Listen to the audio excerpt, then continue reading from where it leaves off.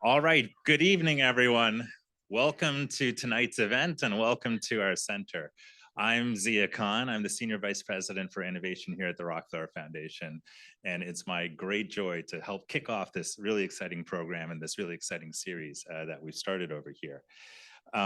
So we are excited to be coming together here to participate in a film viewing and discussion with Dream Hampton and Reverend Yearwood. Dream is a longtime friend and grantee of the Rockefeller Foundation. We've been following and supporting her work for many years, most recently through a Bellagio residency.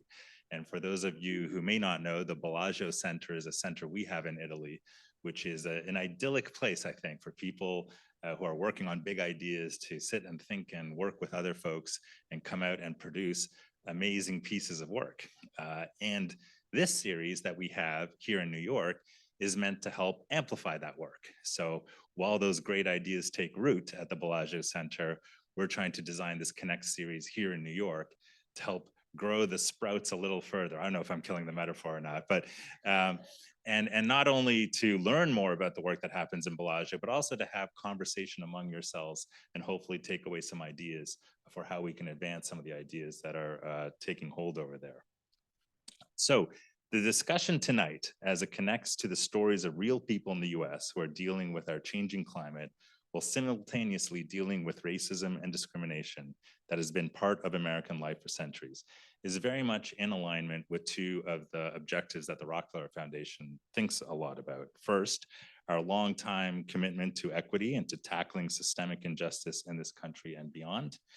And second, our commitment to raising the profile of the true cost of climate change and the climate crisis, especially within off the radar and underserved Black, Brown, and Indigenous communities across the United States and around the globe. So it is my great pleasure to introduce you now to Dream Hampton, who is an award-winning filmmaker and writer from Detroit. For 2 decades, Dream's essays and cultural criticism helped shape a generation, appearing in the New York Times, The Village Voice, Vibe, and The Source. Her most recent films include the award-winning short Freshwater in 2023, Finding Justice in 2019, It's a Hard Truth 8 2019, and the Emmy-nominated Surviving R. Kelly 2019, which broke ratings records and earned her a Peabody Award. Dream was named one of Time 100's most influential people in the world. So with that, over to you, Dream, and thanks so much for being with us tonight. I know. Being from Detroit, I think I recognize your Canadian accent. Okay, out and about. Hi, Julia. Julia is here from the Bellagio. I learned all about the work she was doing on AI for the New York Times and other places. I'm gonna quickly, before Rev and I get into a conversation, and thank you all for coming. You could have been anywhere in the world. Hey, Patter and Marquise. And Brittany and Liz. So thank you for coming out. We're gonna quickly show 3 films. I have a very cynical, based on data, kind of truth around narrative, and that's that we're in a post-literate moment. I used to be a writer. I used to get paid to be a writer, and then they stopped paying writers, and we also stopped reading.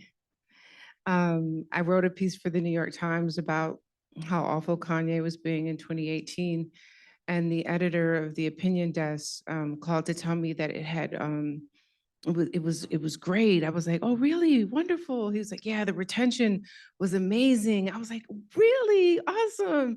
And he was like, people stayed on it an average of 37 seconds. And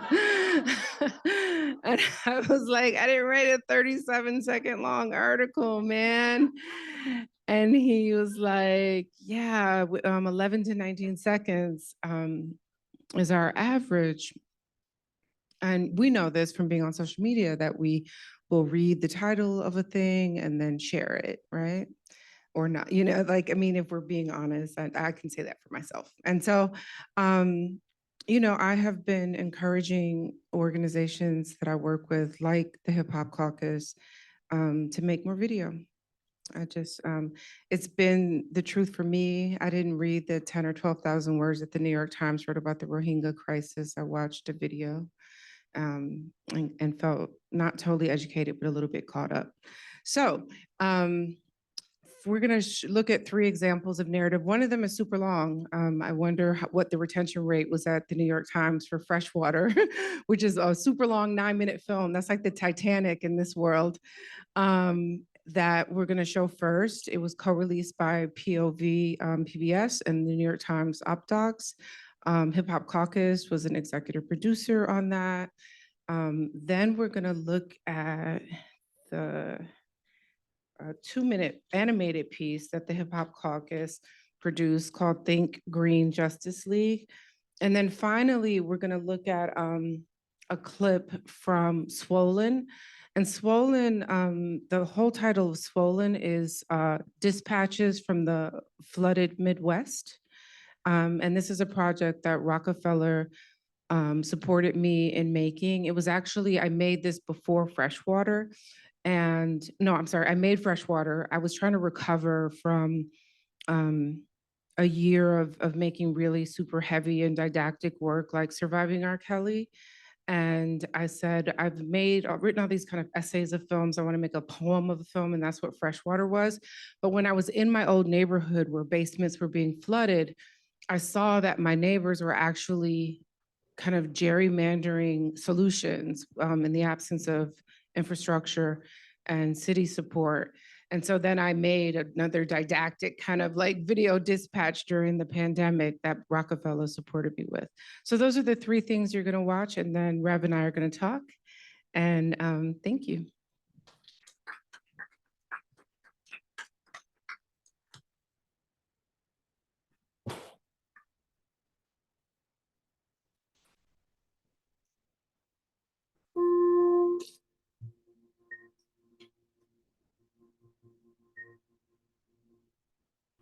I think all of our lives, there are opportunities for stillness. Sometimes they're forced upon us.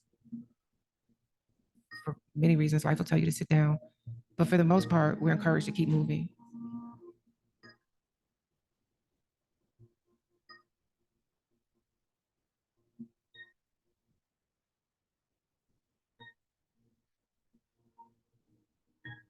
My grandmother used to live downtown. Whenever we came down, she would insist that we go on walks. And one of the walks that we would always take was down to Hart Plaza. And I just remember being at the river and looking out at Windsor and her, telling me that water never stops moving and how profound that was to me, this idea of like constant motion.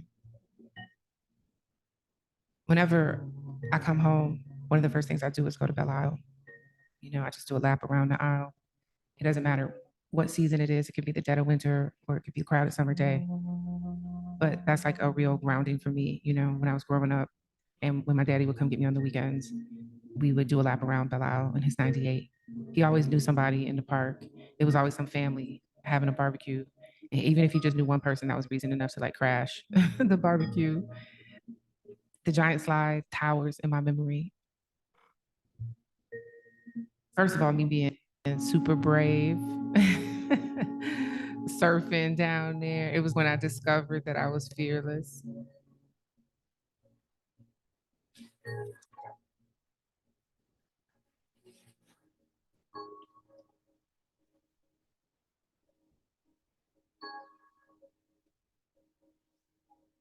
And I was born in the Black Bottom. When my family first came up from Alabama, they landed in the Black Bottom.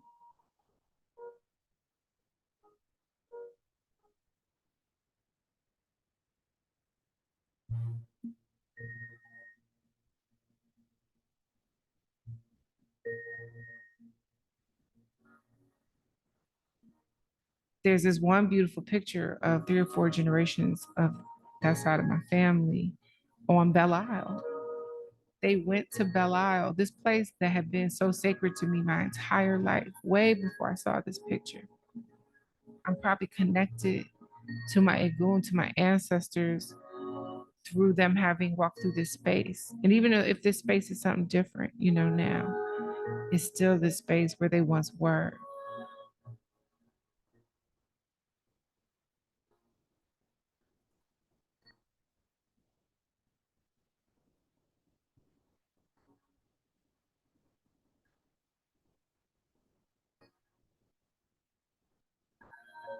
When I look at the East Side in particular, and I know how many people and families and literal homes are missing. Like I remember driving through my old hood on East Lawn and Charlevoix and Verner and just crying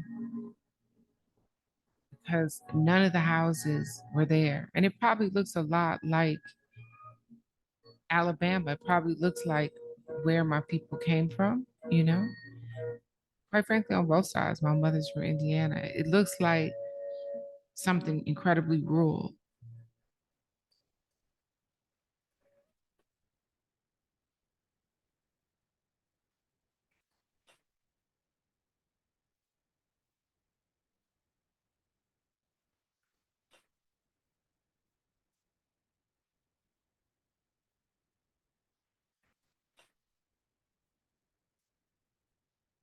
The flooding eats your memories, it destroys them. It literally, takes your old photographs, your prom dress, your father's boots.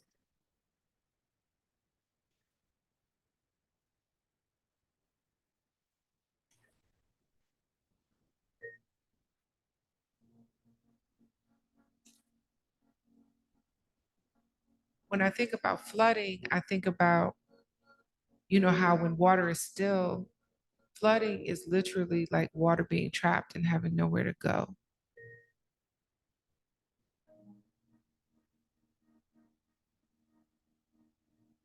Sometimes we don't even have not just the energy, but the means to like deal with flooding. I think about what's about to happen to this whole region. I think about individuals' basement and what it means every spring to have to like go down there and bail out your basement every year and try to repair that damage and have some resilience against the way that it eats your house, the foundation of your house. And so then what we do consequently with memories and with just love thoughts really is we store them in a place. And sometimes we pull them out to tend to them. But for the most part, we have to keep moving because life is constantly in motion and it's constantly changing. I try not to judge the changes. I like to welcome them, but I also sometimes bemoan them. Like I'm mournful of the things that are past.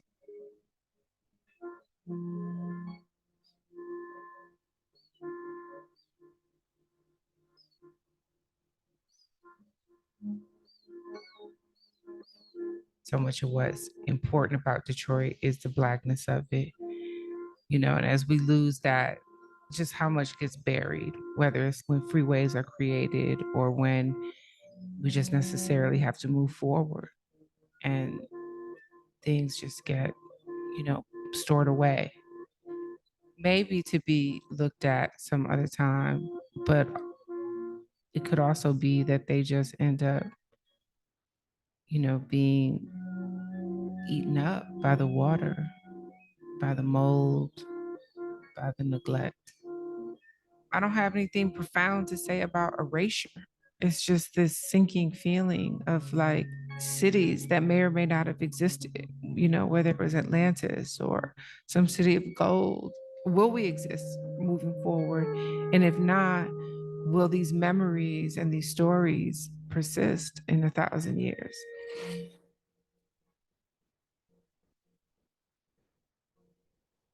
Like most people, I have an existential dread when it comes to thinking about climate.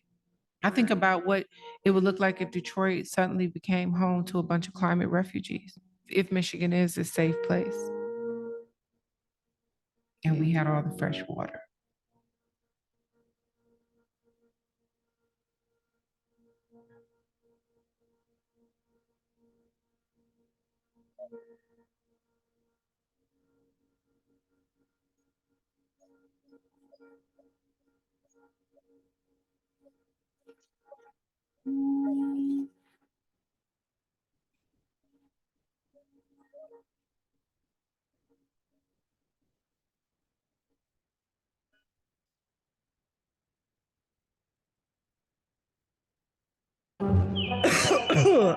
Ugh, the smog out here is thicker than a bowl of grits.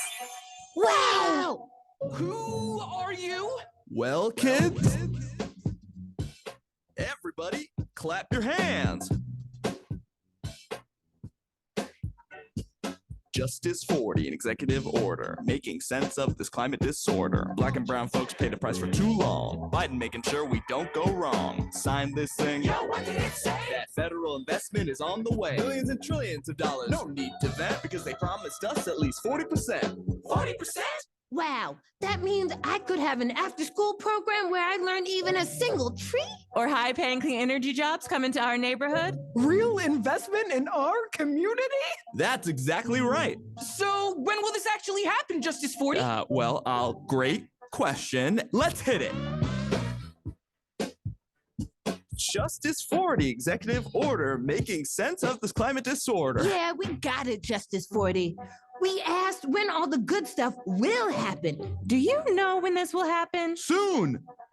Probably. Who is this guy? The thing is, I don't have the power yet. I'm working on it. But you're real, right? I mean, sure, it's an executive order, but I'm not a superhero. We're all gonna have to fight to make sure that we have access to these opportunities. I can even make you costumes if you want. I made my own. We're good on the costume, but you're onto something. We need to make sure that promises are kept and we have access to money and resources to clean up our neighborhoods. There's just one thing that's not sitting right with me. What's that? Hate to say it, but I kind of liked his theme song. Does this mean we can? Yeah! Justice 40, an executive order, making sense of this climate disorder. Black and brown communities pay the price for too long. Biden's making sure we don't go wrong. Sign this thing. Now the pressure is on. Federal investment can't take too long. Time to serve the people you represent by committing at least 40%. Yeah!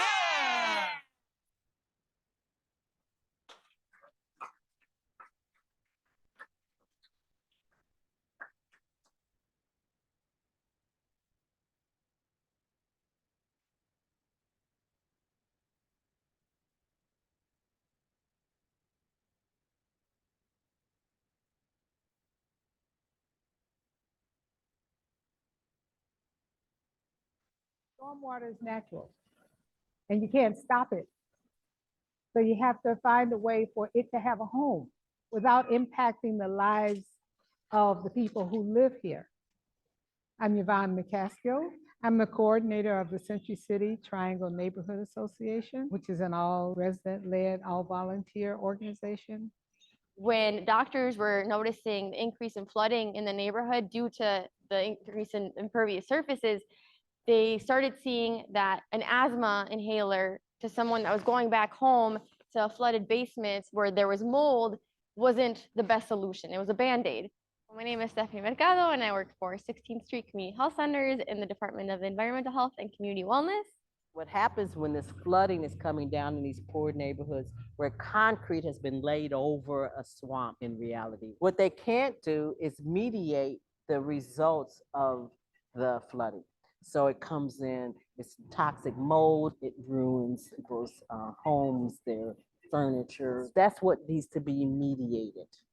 My name is Brenda Coley. I am the co-executive director of Milwaukee Water Commons. It's really a cross-neighborhood, cross-cultural, environmental justice focused on water.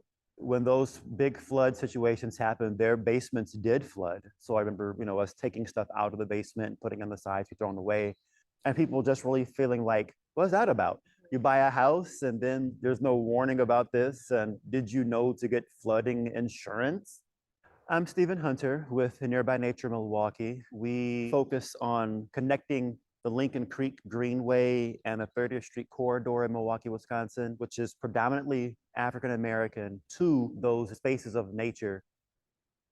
A lot of this area was wetlands. And of course, what we did is we built a lot of stuff on the wetlands. And so water wants to go to the lowest point. And this is one of the lowest points.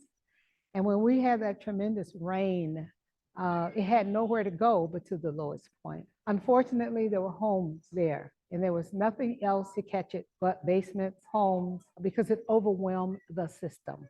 The water level rises so fast in the Kinnickinnic River that it gets up to whitewater rafting speeds, and it can even touch the pedestrian bridges. So that's led to deaths. That's led to people slipping in and falling. Well, even then, there were people who had lived in this area for many, many years, like individuals who had lived here for 30, 40 years.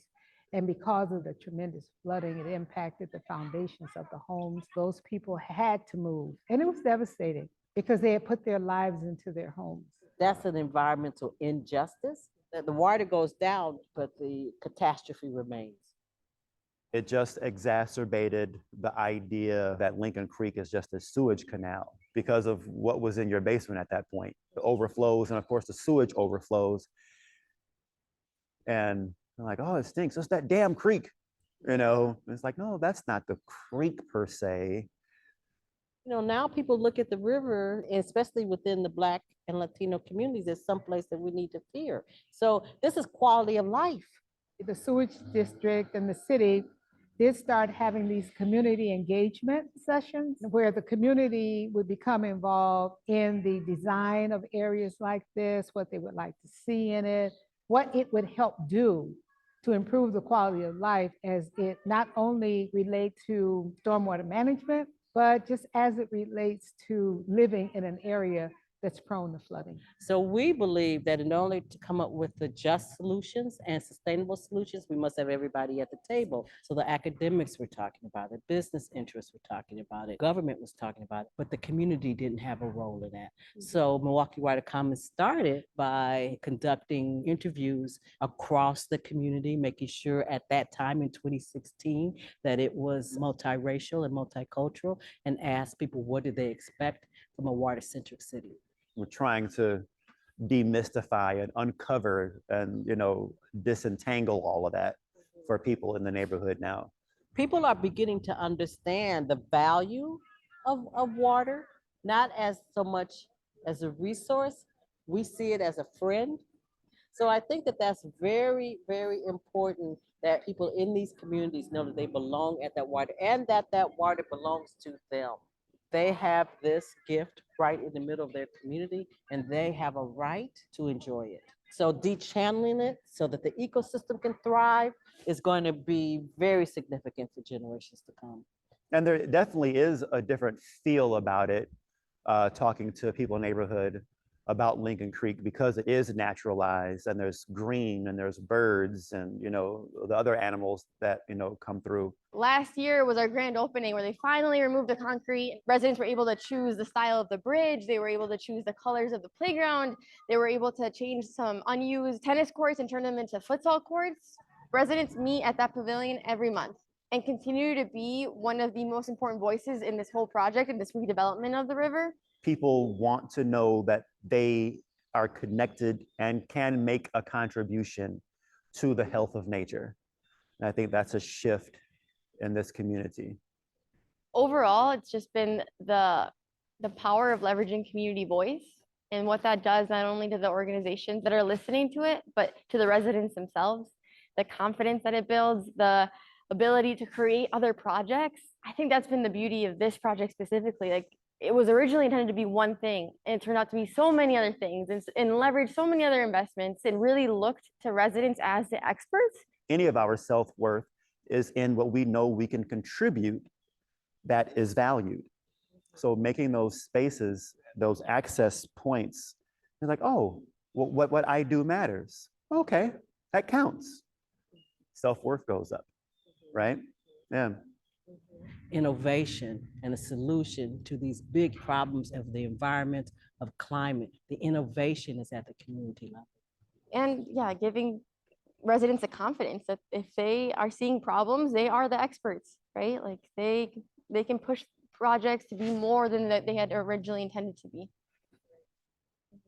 Unfortunately, it came from flooding, right? But Hopefully that'll go away soon.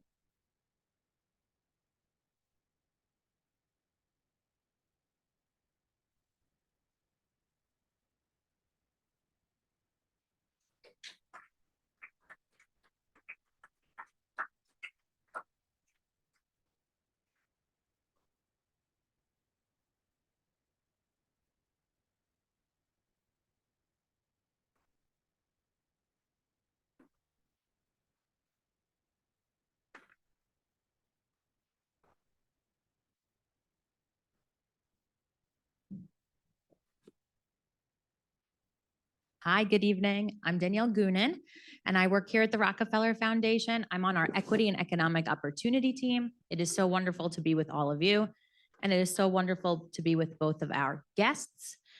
Tonight, really quickly, you've met Dream, and I know many of you know our panelists, but I also want to introduce the Reverend Lennox Yearwood Jr. I'll be referring to him as Rev. All the most amazing reverends in my life are referred to as Rev. So yet another awesome Rev. So this is great.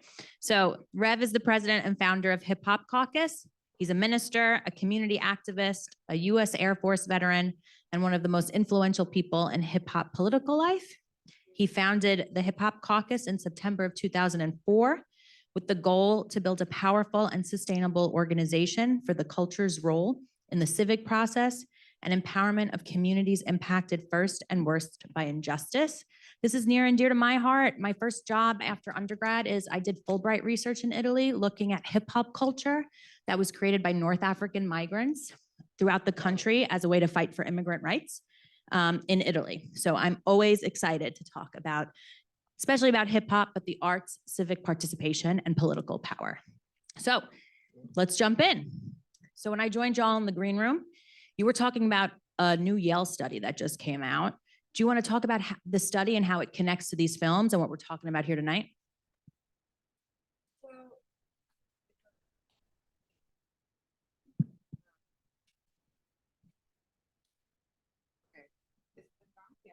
Okay. It's not on. Okay. So, Rev, this morning, I'm on a thread with Rev and Liz and Brittany. And this morning, with me and Liz, Rev shared a recent Yale study that I guess I was surprised by, that how very few people are locked in on climate. Sometimes we're in our organizing circles, we're in our bubbles, for lack of a better word. We're spending kind of day in and day out working on an issue, and we think that everyone is there with us. We're all, my hydrangeas didn't bloom until October. So I think that even if you're not like working on the issue, that you're feeling and knowing the difference. I think today was 60 something. And so I just assume that people are locked in on this, but this Yale study said that 1 in 4 Americans feel like they think that the climate is an important issue, which you could look at as a high number. It was 12% of Black folks. And it just let me know how much work we have to do. I hate to use this framework, but I know that a lot of people in the room who work on narrative probably look at some of these questions this way. And by this way, I mean, I'm not on the right, newsflash. And I am constantly impressed by the right and their ability to tell stories, very quick and brief stories, how they can put 2 words out. In 2023, no one should have watched the very first GOP primary debate, but for some reason I did. And one of the candidates in 2023 literally said the words climate and hoax next to one another. But these kind of climate denial, climate hoax, these kind of like 2-word phrases that have a lot of like power, we can spend 30 years fighting those kinds of phrases. We've fought and lost to the 3-word phrase, partial birth abortion, for instance. And so when I realized, like how much work there is to do in inviting people into this work, we also have all kinds of studies that show that resilience stories, and I know a lot of people, particularly who are on frontline communities, are tired of having the work that they're doing to stay alive and to survive framed as resilient. Like they don't want to be the strong ones. This is like something that women and women of color have been saying for years too. But we know that those stories tend to be like ones that people feel like they can connect to. So I was happy. I ended up re-granting my Rockefeller grant. So that last video you saw was made by a local filmmaker in Milwaukee. And Tim and his wife did just that. They focused on people who were working on solutions. And we find that that's a good entry point for people, that when we start telling kind of the truth about climate and what we're faced with, how powerful the fossil fuel industry is, for instance, how much plastics we all individually ingest a year. Rev has one of those stats that freaks me out every time he says it. That those kind of, we know from studies that those paralyze people. People don't think they know a way forward. So, I mean, I think about this when I think about the kind of work that the caucus does. The caucus is a multi-issue, on their platform. They're going to be working on GOTV work and, through 2024, all kinds of racial justice, civic justice issues. But climate has been at the core of the caucus's work since Katrina. And when we were in the green room just now, Rev told me something that I didn't know, that climate hoax was a phrase that the GOP actually invented after Katrina. So anyway, I say that to say that there's a need for investment, right, in narrative. And what does that look like? That looks like funders and foundations thinking that it's important, animation, for instance. Anyone here who works in film knows how expensive animation is. Film work is always expensive. But it also looks like orgs like the caucus having the capacity to build out, parts of their staff that are dedicated only to this kind of narrative work, when they're usually, particularly when they're doing rapid response work, and we'll get into all of that, but yeah, those are, yeah. I do. First of all, I just want to say it's a dream, no pun intended, to be sitting up here with Dream, because for me, I mean, yes, Hip Hop Caucus turns 20 next year. That's yes, thank you. That's amazing. And Hurricane Katrina would turn 19 from that point. And for me, when being from Louisiana, a state that is nicknamed Cancer Alley. In hip hop, we work forever to get cool nicknames. That is one you don't want, is Cancer or Alley, and put it together.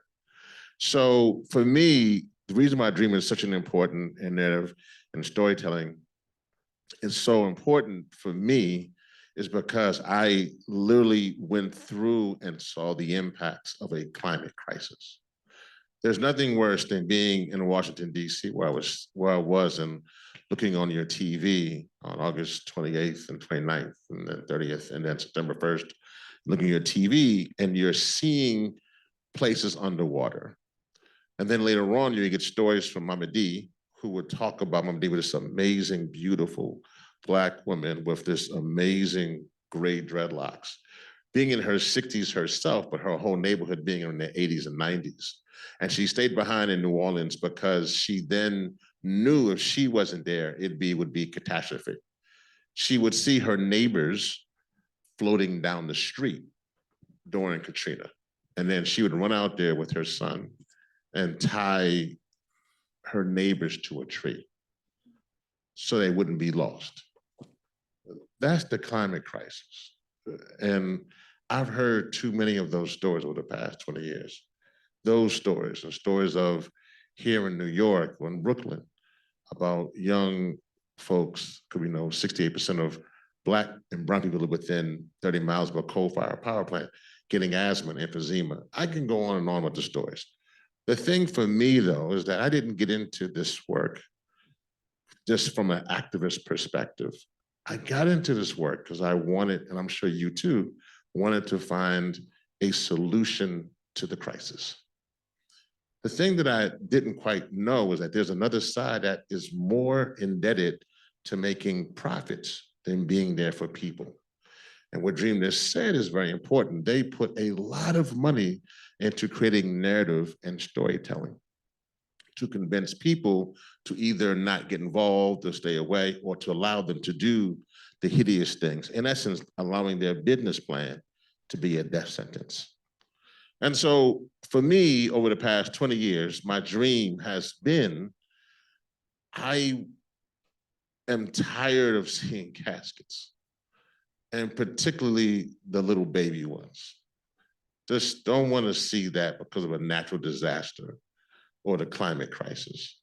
And so really the Hip Hop Caucus, and thanks for people like Liz, who's here, who's managing director, and Brittany and Lamar and other folks who are here. The goal of the caucus has been simply, how can we tell the story?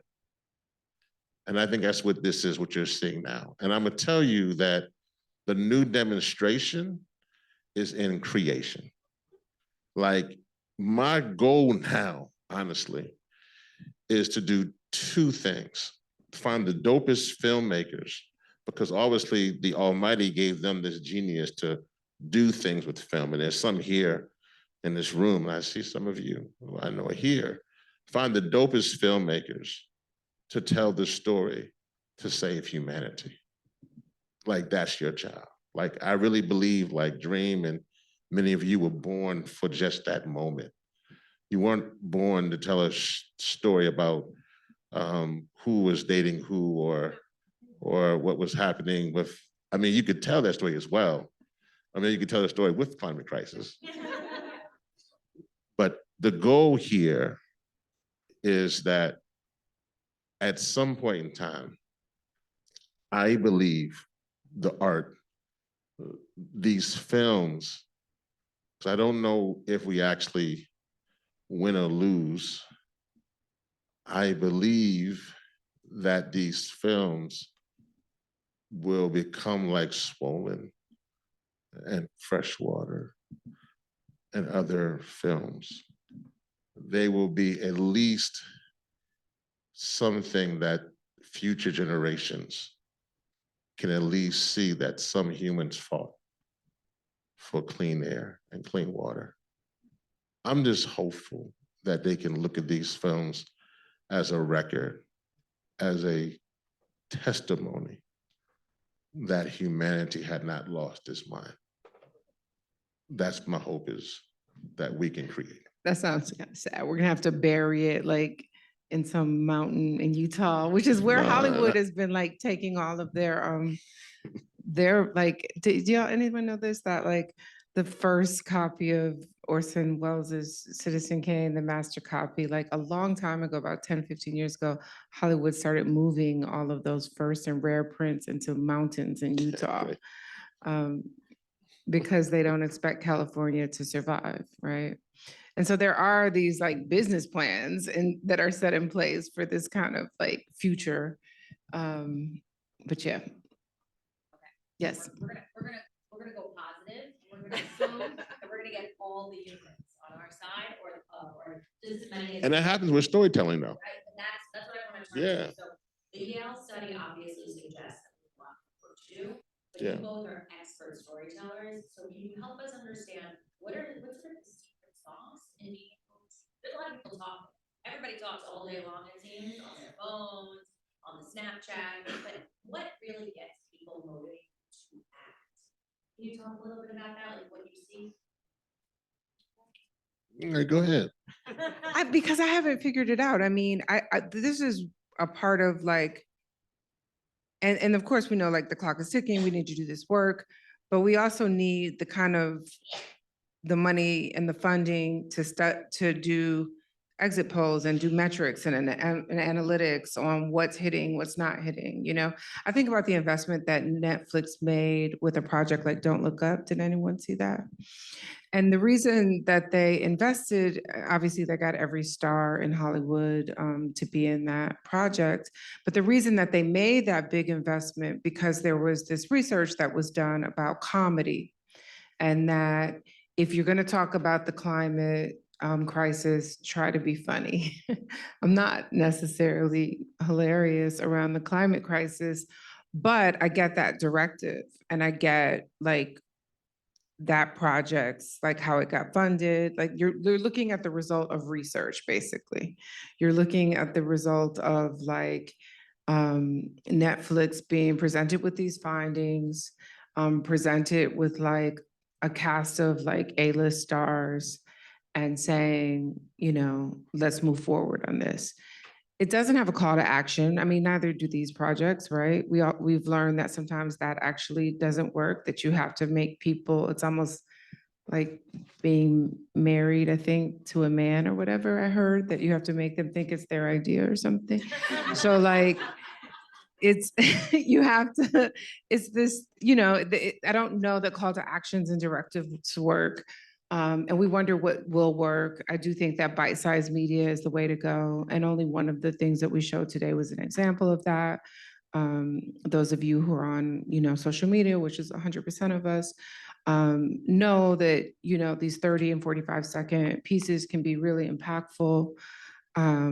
There's also like the ability to quickly confuse too, right? And so that's one of the things that people have to be outfitted to kind of deal with disinfo. Like there are, I mean, after say, the oil spill in the Gulf, you know, coming back to the Gulf again, you know, we saw Exxon, you know, like basically do, instead of spending billions of dollars on cleanup and changing the way that they do business, they spent that money on optics, and they showed you them giving like birds covered in grease little palmolive baths and stuff. And they told you that they were actually on your side and that the climate crisis solutions were going to be found at their companies. Like there was real investment in that, right?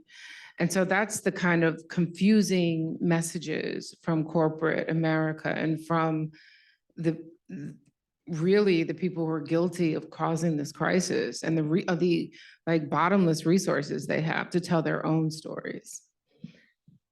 I want to take a different angle, because I think everything that Dream said is correct, and definitely from a filmmaking perspective, I think Drill is spot on, and she just has an uncanny ability also just to see trends, which I think is what we need in our movement as well.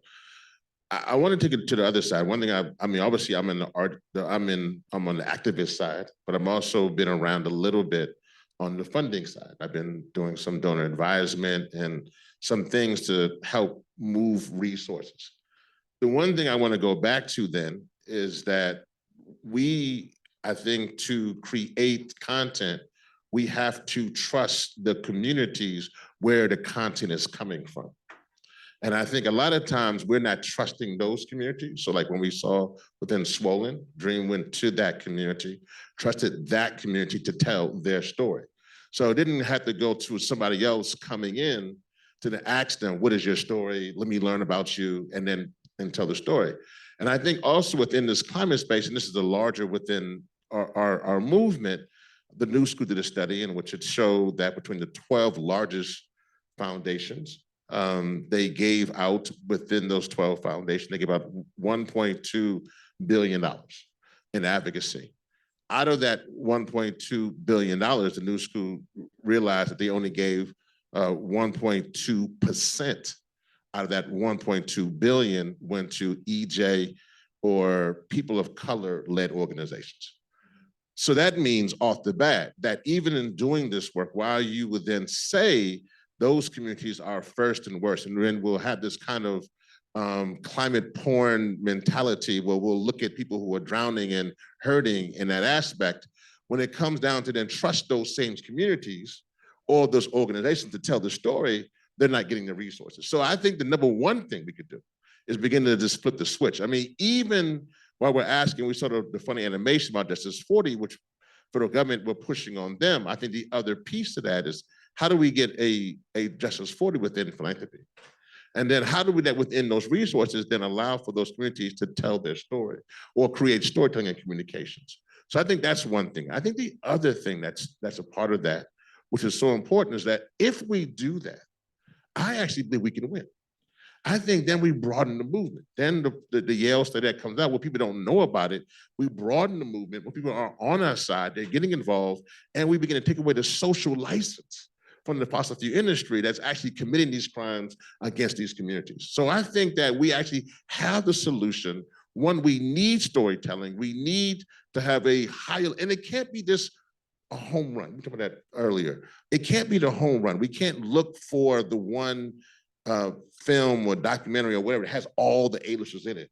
We have to allow for some of these things maybe not to be the greatest thing, but we need to create a lot of content that is so, that can almost saturate, that people are getting used to it. And they're not, and we'll get to the Good Energy, but as Good Energy, one of the folks that I work with, they have a whole curriculum and a book that actually is looking at how do we get scripts and sitcoms and put these things into Hollywood so that it's not just a one-off, but it is literally through the fabric of us telling the story in every medium that we know. Awesome. So can we actually go to the Good Energy question? So one of the questions that we have is climate change and systemic racism share the same root cause, and they both have exacerbated the mental health epidemic. What tools do stories provide to help us heal and process? Yeah, I mean, I love what you just said, Rev, about like, let's saturate, like, you know, that everything doesn't have to be a Leonardo DiCaprio award-winning, you know, project. And so when I think about Rev is headed down to COP in Dubai in a couple of weeks, basically. And we have been listening to young people from around the world, people who've survived flooding in Pakistan, people who, when Rev was talking about Cancer Alley, he's talking about the effects of the petrochemical crisis that's happening throughout Houston and Louisiana, right? So we've been listening to young people who are talking about how this is affecting their, from around the world, how it's affecting their everyday, like kind of, I mean, you talk to young people who will tell you, and I know this is something that like 17 and 19-year-olds say, but it feels different, that they don't want to have kids, right? That they're not planning for a future. There's this kind of dystopia that those of us who read sci-fi and kind of post-apocalyptic, you know, stories have been reading about for decades, and it seems to have kind of arrived in a way, right? And so I imagine, and that's a real mental health crisis, right? And so, you know, Hop Caucus is working on this framework around putting the mental and environmental, and I think about what that would look like, you know, to have, you know, young people using their tools. It's not always TikTok, that's definitely a global phenomenon, but you know, any tools available to kind of like tell their stories, share how they're coping, where they're activating. We know that whenever we feel dire, how much it helps. That's one of the reasons that rallies after all these years are still a thing, right? Because it helps to show up with other humans and to be in community and to be looking for solutions together. So I think about that investment and being led by young people. I think about like the rapid response that Rev had to Palestine. You know, we quickly saw when the spill happened with the train in Ohio, we quickly saw some operatives on the right try to make that narrative a white grievance one, you know? Trump was down there in 3 days. There was a story that was immediately being told that if this were communities of color, people would care, but because this is a poor white community in a flyover state, no one cares about you. And Rev like was down in Ohio, well, up in Ohio within 3 days, you know, I was just there last week, but You went back, okay, yeah. Went to East Palestine to reframe that conversation, which is to talk about the entire Ohio River, like East Palestine sits next to a town that's a BIPOC town, but also to say we're actually in solidarity with you as working class people throughout the Rust Belt, you know? And so it's those quick, so on one hand, it's this investment in young people and getting their stories out there, no matter whatever the quality is, letting them tell their stories, investing in that. And then it's about the ability to quickly intercede when you see stories going, I was gonna say left, but when you see stories going right, to get in there and, help kind of course correct narratives.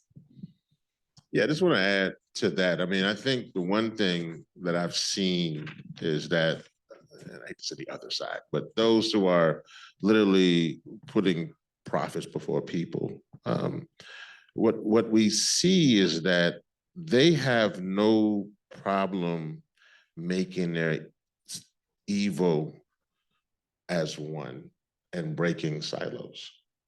We sometimes don't allow for our good to be broken and break the silos. We operate in silos. And I say that because in East Palestine, Ohio, the fracked gas that was taken from Ohio and Pennsylvania was then taken down to Houston and Texas, turned into a petrochemical facility, which then became vinyl chloride, which was the worst ever type of plastic that we should ban immediately. And hopefully EPA will do that. But instead put that on trains, back on trains, which means that everybody is a frontline community. Went back from Houston, then ended up going off the rails because Norfolk Southern doesn't take care of their process. And they had to implode that. Why do I say all of these things? So when they were doing the cleanup, they then decided that that most toxic forever disaster would then be put in both Detroit and back in Houston in Black neighborhoods. So you have this cycle here, right? And then you dig a little deeper and realize that Norfolk Southern is this entity that not only is hauling this vinyl chloride and hauling these petrochemicals, but then they're also the ones who are funding Cop City in Atlanta. And so they dig a little deeper and you realize they're a Georgia-based company and you just keep seeing this cycle. And my hat, if you didn't know, is for Tortuguita, and they, a beautiful non-binary queer person who's not in here, but with my hat is now in the room with us. But they were killed almost a year ago in Atlanta, right around the Martin Luther King birthday holiday, defending a force for Black and brown people who were fighting from the Willeney Force being destroyed. So you didn't see, then you begin to see, oh, this is out of control, systemic racism and white supremacy, all connected to this extractive measure of fossil fuels. And they will connect the dots again, but we don't. We silo and we put things in buckets. We put literally, okay, if you're dealing with fracking here or economic justice here, we're dealing with women's issues here, we're dealing with queer rights here. And we put it in, we like to put it in the silos where they don't. And that's also what storytelling helps to break. Storytelling in films help to break silos. And so not only do we need silo breakers by creating films and messaging and communications, but we need to break silos so people can just understand how complicated this madness is. Awesome. So with that, we're going to turn to you. We're going to spend the next 10 minutes in conversation in our tables. We want you to introduce yourself to each other if you don't know each other already. We want you to say a little bit about why you came tonight and why you're interested in this topic. And Rev has a question for you all to discuss. Yeah, there are really two prongs to that. You probably get me here. I don't show up much unless Dream or Liz. They get me, and now Brittany probably. I don't show up many places. I just be on the streets. But the question really is this, that we need you, particularly the filmmakers and the creation, and we need you. And for the funders who are here, we need you to help fund it. How do we do that moving forward? This truly is now our lunch counter moment for the 21st century? How do we fund this? How do you fund storytelling at the level it needs to be at so we can solve this? All right, we're going to regroup. Easy question. We're going to regroup in 10 minutes for a broader Q&A.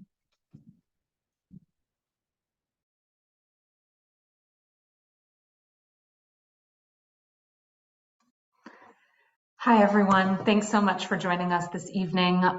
Evening on the US East Coast. It might be a different time wherever you're joining us from.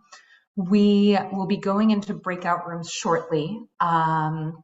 Those will be opening up, and I put the discussion prompt in the chat. We hope that you'll take a few minutes while the folks in the room have a conversation to connect with those on the Zoom as well.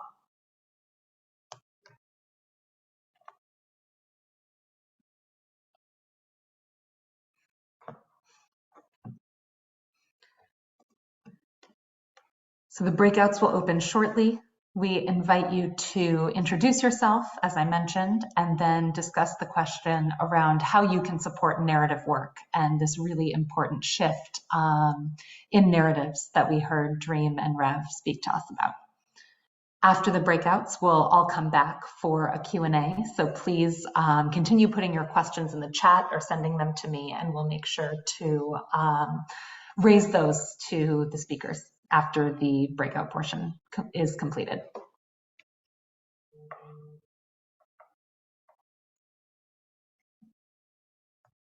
Great.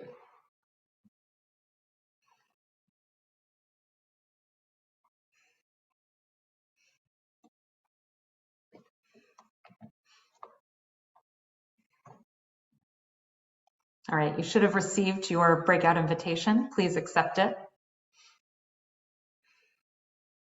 And let me know if you have any issues.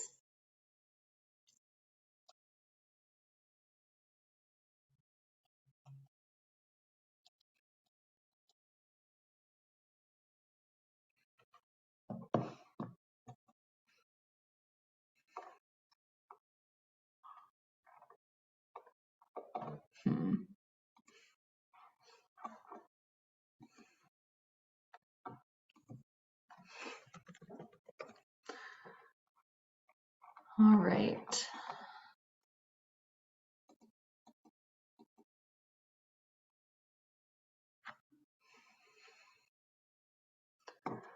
All right, it looks like most of you have accepted, but not everyone has.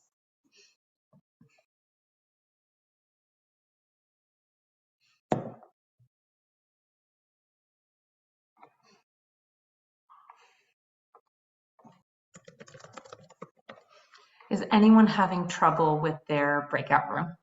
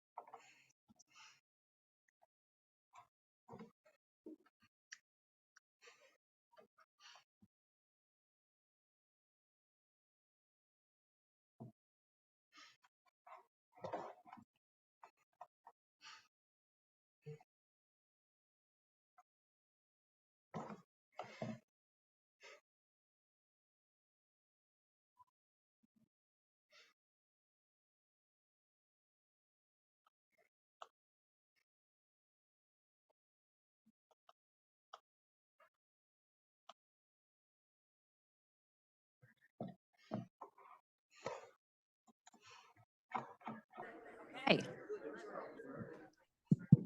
Hi. Y'all are really talking. This is awesome. So Dream pointed out that, you know, there's real robust conversation happening in the room. So we want to actually, we're going to change things up a bit before we go into Q&A. We want to hear a little bit from you all. Anybody have anything they want to share? They learned something you want the group to know?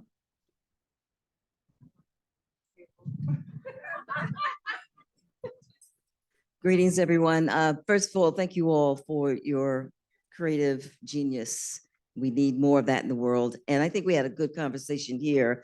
And, you know, and I think one of the things we talked about is, Rev, your comment about saturation, right? And that we don't really have to worry about content.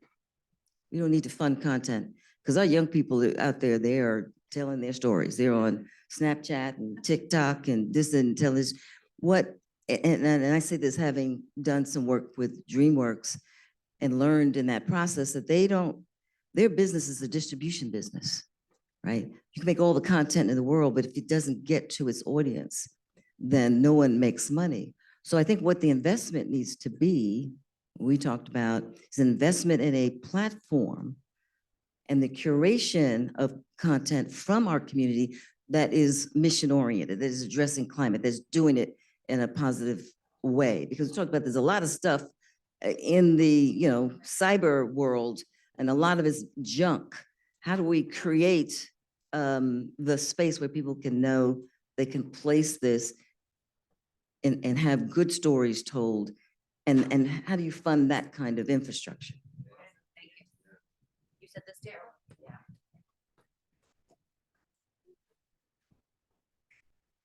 Yeah, so our main discussion was about the fact that organizations don't really believe in young filmmakers, because my experience as a young filmmaker, my storytelling is very focused on mental health.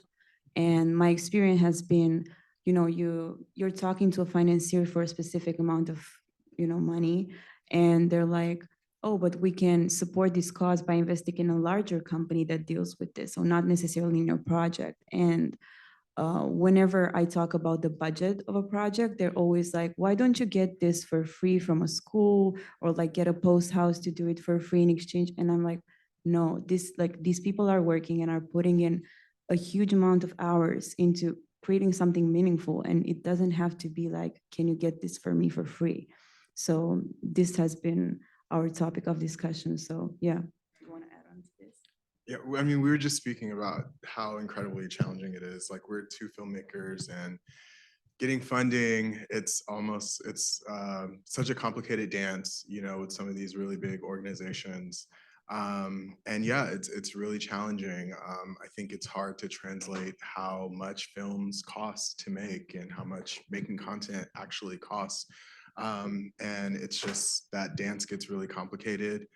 It's hard on the filmmakers and the film teams. You know, we do a lot of self-funding on things like that. And again, to Denise's point, who was speaking earlier about, then, you know, you get it made and then it's like, oh, I got to get an audience, and now I have to get a distributor. So the process is very tedious and complicated as a filmmaker. But, you know, that's the work that we do. And, you know, it's just the cycle that we're in. Yeah. Keep going. Yeah. A little bit. Yeah. So we had a super interesting discussion. I run a clinic called the Filmmakers Legal Clinic that offers free legal services to filmmakers who otherwise can't pass the hurdle to distribution of getting their stories told. And we primarily work with folks who are trying to tell the kind of stories that are hard to get told. And I'm also on the board of Good Energy. And the idea of coming sideways at the problem, right? Is it the legal hurdles that keep lots of folks who are trying to tell stories out of the main distribution areas, like where it's hard for them to get in the door? Is it that we're not telling the kind of stories that people want to hear, and we need to think of telling climate stories in ways that kind of get you sideways in there? We got you in a rom-com before we hit you over the head that it was a climate story. I think those are the models that so many creative people in this room are thinking about.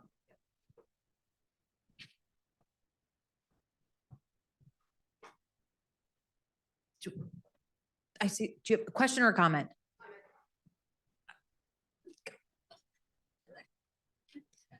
Well, hi, it's different, I guess. It's a plug. So I'm an executive producer on Lakota Nation versus the United States, and it's a documentary feature film that premiered at Tribeca last year. We're out doing for-year consideration events. Rev was at our event last night. But it is a story about the Black Hills of South Dakota and stolen land from the Lakota people, and how that story and the film was independently funded. And it needed to be independently funded, I think, because we wanted to tell it from our lens. And this is a history that probably couldn't have been told by anybody else besides us in an accurate, you know, way. So it's very meaningful. What we're excited about is that we're a New York Times Critics Pick, 100% on Rotten Tomatoes. Yeah, we are nominated for Best Political Documentary, Best Historical Documentary for Critics' Choice Awards. And now we're just on the road, hopefully, to an Oscar. And our Native director is actually the first Native director to get into Doc NYC. So it's a big deal. I hope you all watch it. But this is also the history that needs to be told as a part of climate change, and who's actually taking care of the land and who that land belongs to legally, and has not only legally, but even before America was even formed, right? So, and told in a very poetic, beautiful way. You can watch it on, it's on demand, it's everywhere. It's also on AMC Plus, it's on Delta if you fly anywhere. And thank you so much for, he was like, you need to plug your film, tell everybody. So thank you. Yay, awesome plug. Okay. That's Sarah Eaglehart, everyone. Thank you. Thank you, Sarah. Before we go, we're going to be inclusive. We're going to go to the folks on Zoom because there are people joining us virtually, and we want to see if anyone on Zoom has a question for us. Wonderful. Thank you so much. Marley, you're on mute. Oh, there we go. Can you hear me now? Yep. Wonderful. Thank you. We had a question from Paul on the Zoom that for the sake of time, I'll read out. But he shared that the young people get it. They're the movers and shakers of the climate message, but they have little power and money. And we need these ideas to reach their grandparents and their parents to act. Do you have any advice or guidance on how we direct more of our efforts and messaging to reach that group of the parents and grandparents of the youth who seem to get the climate message?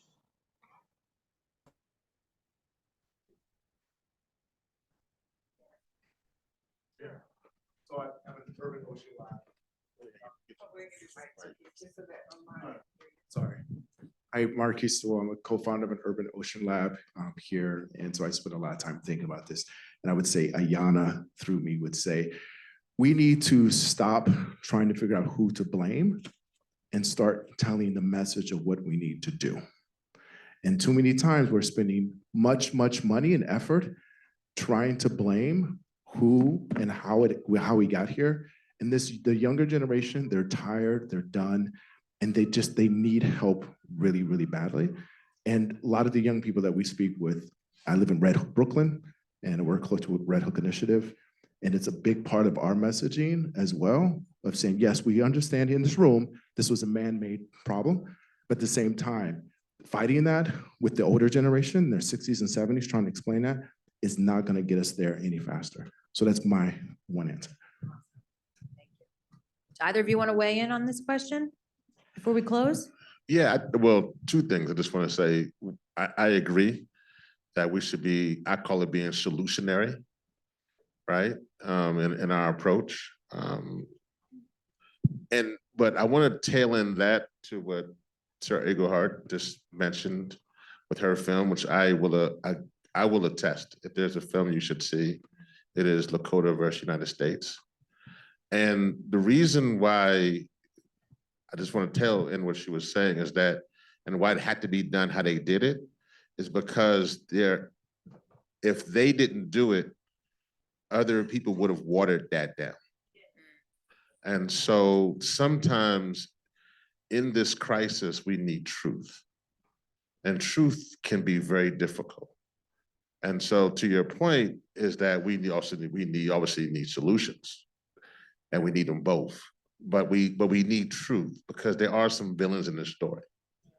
And we need to be very clear on that. There are folks who are sitting around who are literally saying that this community is going to literally be wiped away because of what we want to do. And that's a crime, right? And we need to point that out. So I think that, and this is where filmmaking comes in. So we got to tell all these things as filmmakers. I'm not a filmmaker, but I feel like I'm trying to be part of the crew now. So many of y'all here, but I think as those who are telling the story, we're gonna need to do that. So yeah. Awesome. Okay, so for the folks in the room, we're gonna break. We're gonna move into the other room for some hors d'oeuvres and vino and continue the conversation. For our folks on Zoom, you're gonna move into breakout sessions. With that, please thank our panelists and thank you all for coming.